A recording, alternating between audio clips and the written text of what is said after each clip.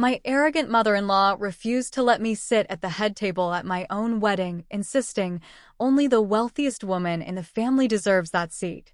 When I refused to move, she called security, smirking, "Let's see how long you last here." Her face turned pale when the wedding planner announced, "Actually, ma'am, the bride paid for this entire event, and you're no longer invited." It all started on a crisp autumn evening in Asheville, North Carolina. The Blue Ridge Mountains painted a picturesque backdrop as my partner, Alex, got down on one knee at the Biltmore estate. Tears streamed down my face as I said yes, envisioning a future filled with love and shared dreams. However, the joy was short-lived. Alex's mother, Margaret, a woman of considerable wealth and an even more considerable ego, had always been a looming presence in our relationship. She believed that her financial status granted her authority over family matters, including our wedding. We decided to hold our wedding at the historic Grove Park Inn, a venue that combined elegance with the natural beauty of Asheville. Determined to make this day our own, I took charge of the planning and financing, wanting every detail to reflect our journey together. Margaret, however, had other ideas. She insisted on a guest list filled with her business associates and distant relatives, many of whom Alex hadn't seen in years. When I gently pushed back, emphasizing our desire for an intimate ceremony, she scoffed, "A wedding is a social statement, dear. You wouldn't understand." As the big day approached, seating arrangements became a contentious issue. Margaret demanded to sit at the head table, traditionally reserved for the bride, groom, and their immediate wedding party. Her rationale? Only the wealthiest woman in the family deserves that seat. I was taken aback. This was our wedding, a celebration of our love, not a platform for her to showcase her status. I stood firm, explaining that the head table was for those directly involved in the ceremony. Margaret's eyes narrowed, and she muttered, "Let's see how long you last here." The day arrived, and the venue was adorned with autumnal hues, reflecting the warmth and love Alex and I shared. As guests took their seats, I noticed Margaret approaching the head table, a smug smile on her face. I calmly approached her, reiterating our earlier discussion. She raised her hand, signaling to the venue's security. "This woman is causing a scene. Please escort her out," she declared. Gasps echoed through the room. Before the security personnel could act, our wedding planner, Grace, stepped in. With a composed demeanor, she addressed Margaret, "Actually, ma'am, the bride financed this entire event. If anyone is to be removed, it would be at her discretion." Margaret's face turned pale, her confidence evaporating. She stammered, searching for words, but none came. Grace continued, "Furthermore, due to your disruptive behavior, we kindly ask that you leave the premises." Margaret's departure cast a brief shadow, but the love and support from our guests quickly dispelled it. The ceremony proceeded beautifully, filled with heartfelt vows and joyous celebrations. In the weeks that followed, Margaret attempted to reach out, offering half-hearted apologies. Alex and I, however, chose to set boundaries, prioritizing our mental well-being and the sanctity of our marriage. Our wedding day, though marred by unexpected drama, became a testament to our resilience and commitment to each other. It served as a reminder that love, when nurtured with respect and understanding, can withstand even the most challenging storms. After Margaret was escorted out of the wedding, there was a strange silence. People were stunned, not just because of what happened, but because it was Margaret. The woman had power, or at least the illusion of it, and everyone knew she didn't take public embarrassment lightly. The night went on, and we danced, drank, and smiled like nothing happened. But deep down, I knew this wasn't over. 3 days later, I got the first email. It was from Margaret's lawyer. She was suing me. Yeah, suing me. For emotional distress and public humiliation. She claimed I had defamed her in front of her peers and ruined her reputation in the community. She was asking for $75,000. The email was full of legal terms I didn't understand, but the message was clear. She wanted to hurt me where it would sting most, not just emotionally, but financially too. I forwarded the email to my lawyer, but my hands were shaking. I wasn't rich. I had put nearly all my savings into that wedding. My parents helped with some, but most of it came from years of saving, skipping vacations, and working double shifts. I couldn't believe she was actually doing this. Alex was furious. He called her that night and told her she was out of her mind. She hung up on him, then blocked him. Then things got worse. Someone left a 1-star review for our wedding planner, Grace, accusing her of unprofessional behavior and favoritism, saying she had ruined the experience for the bride's family. Grace texted me, asking if it was Margaret.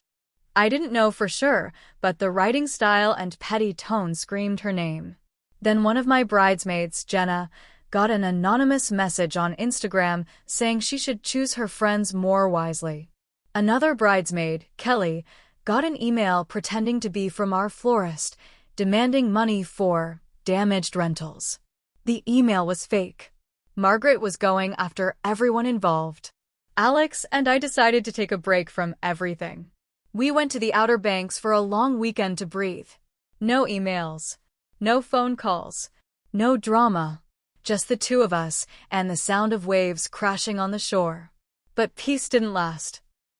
When we got back, our mailbox was stuffed with envelopes. Not just legal ones. There were flyers. Dozens of them. Bright red paper that said, "Ask this bride what she did to her mother-in-law." Some had my photo. Some had Margaret's. Some had a mix of both with shame printed in block letters. They were everywhere. In our neighbors' mailboxes, on our front lawn, taped to our door. That same night, someone egged our house. The cops came, took a report, but couldn't do much. No cameras. No witnesses. No proof. I felt violated.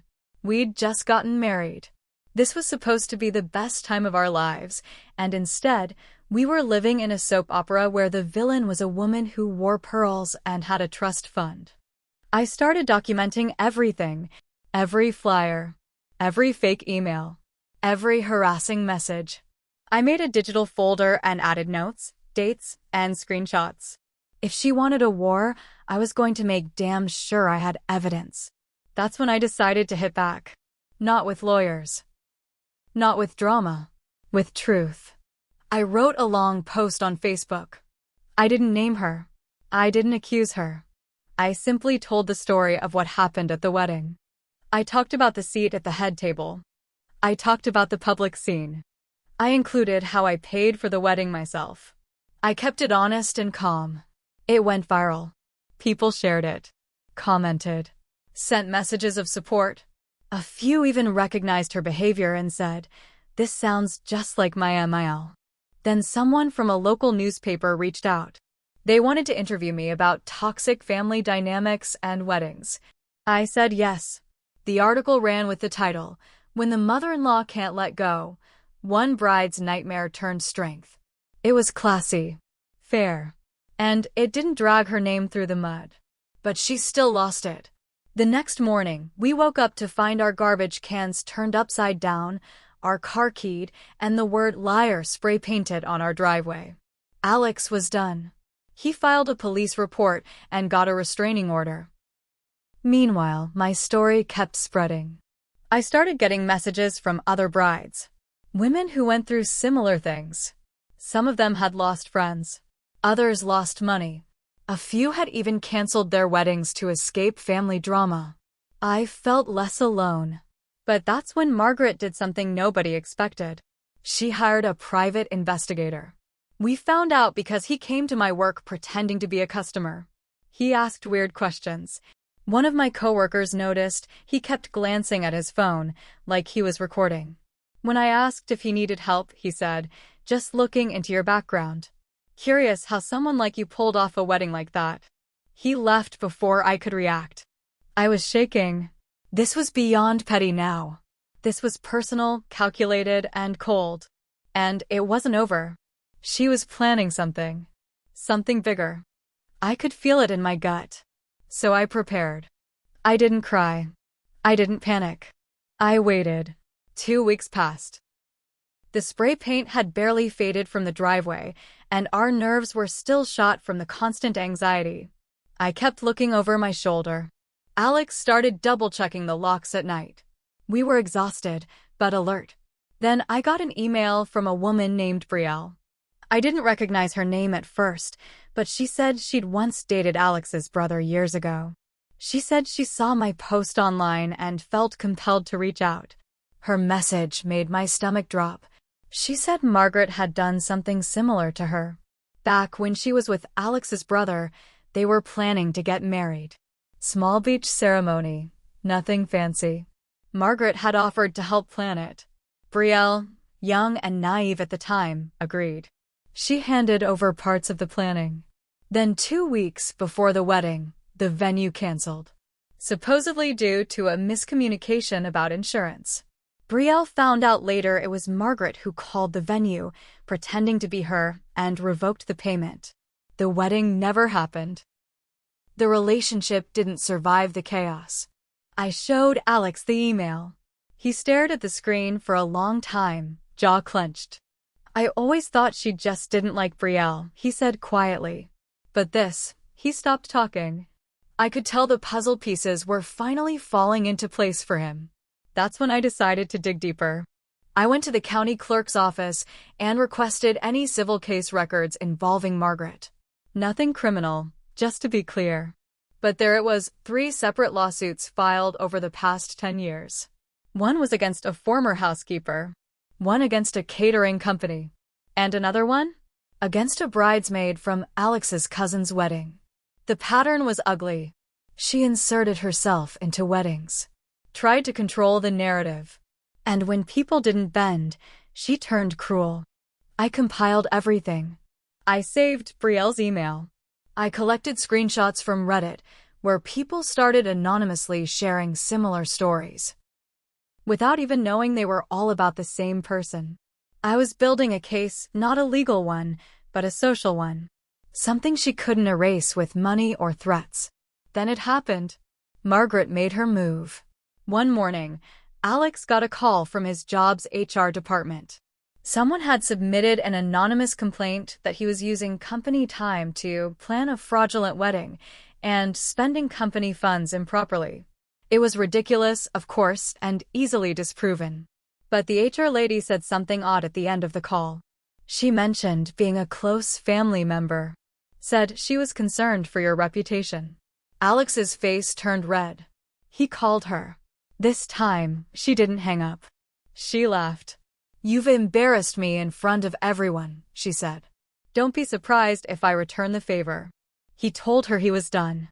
That he didn't want her near our lives anymore. That if she pushed further, we'd take it public. Her voice changed then. Cold. "You want war? You'll get it." That same day, we were served. She was now trying to contest the restraining order and filed a new claim.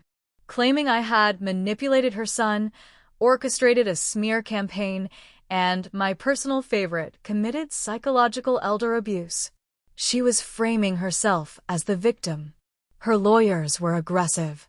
They sent emails threatening defamation suits. They hinted at digging into my past. I had nothing to hide, but it was stressful. I could barely sleep. Then came the breaking point. My dad called. Someone had sent him a packet in the mail. Inside were screenshots from a fake social media account, one with my name and photo, full of nasty comments, all fabricated. Racist stuff. Political stuff. Stuff that could get someone fired. They were trying to make it look like I'd posted them. That's when I snapped. I hired my own investigator. Quiet. Efficient. I told him everything. Showed him the mail, the emails, the fake account. He got to work fast.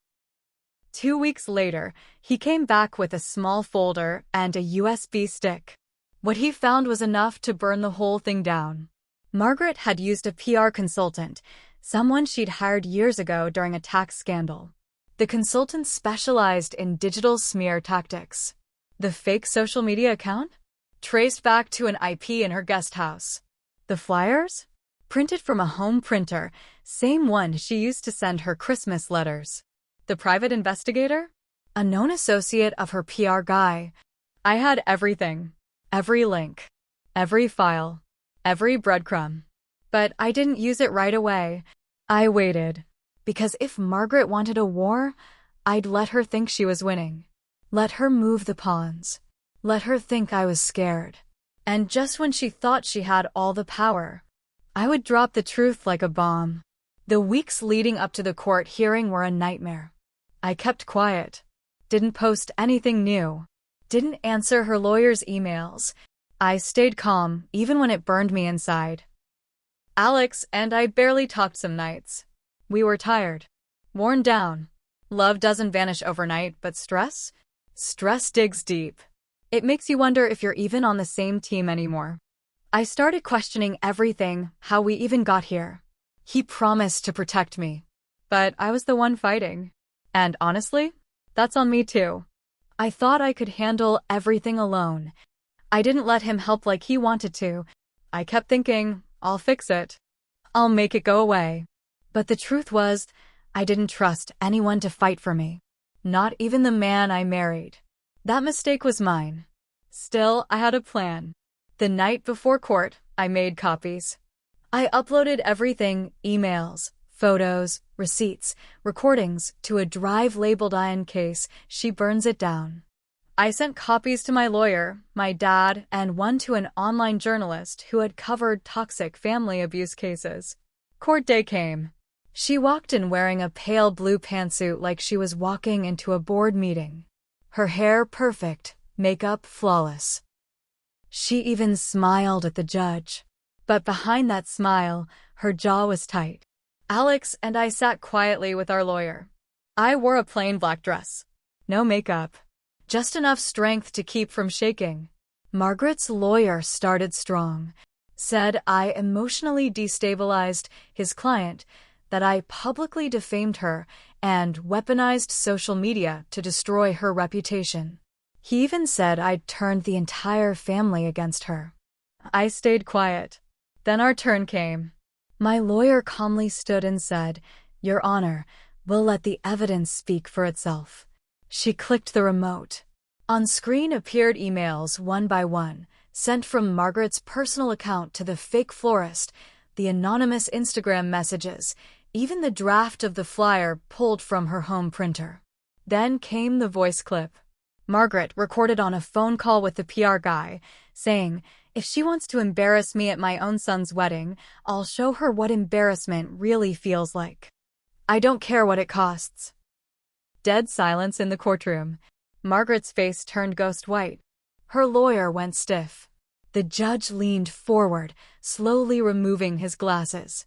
"Ms. Green," he said, "it appears that not only was your initial claim baseless, but you may have committed multiple counts of harassment, defamation, and interference with a legal restraining order."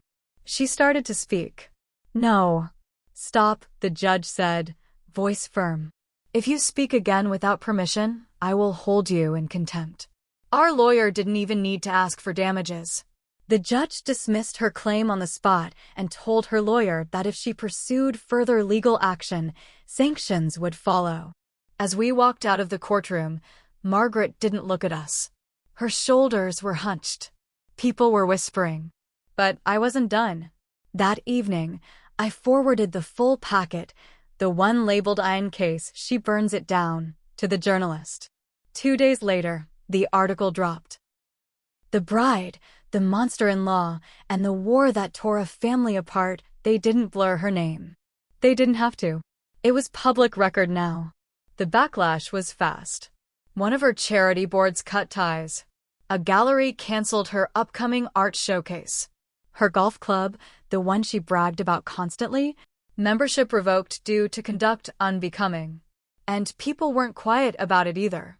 She got dragged online. Not by me. Not by Alex. By everyone else. The court of public opinion doesn't need lawyers. Just screenshots. She lost everything that gave her status. And with that gone, no one had any reason to keep pretending she was powerful. Alex and I took time after that. We didn't file any new claims. We didn't press charges. But we did go to therapy. Together. Because I needed to fix what I had let fall apart, us. And to his credit, he stayed. Even when I pushed him away. Even when I tried to handle it all myself. He admitted he should have stood up to her sooner. And I admitted I should have let him. We got stronger. Slowly. Quietly. Margaret? She moved. Rumor is she lives in a condo in Florida now. Alone. No more events. No more speaking gigs. Just the echo of what she destroyed by her own hand. I don't hate her. I don't forgive her either. But I sleep just fine,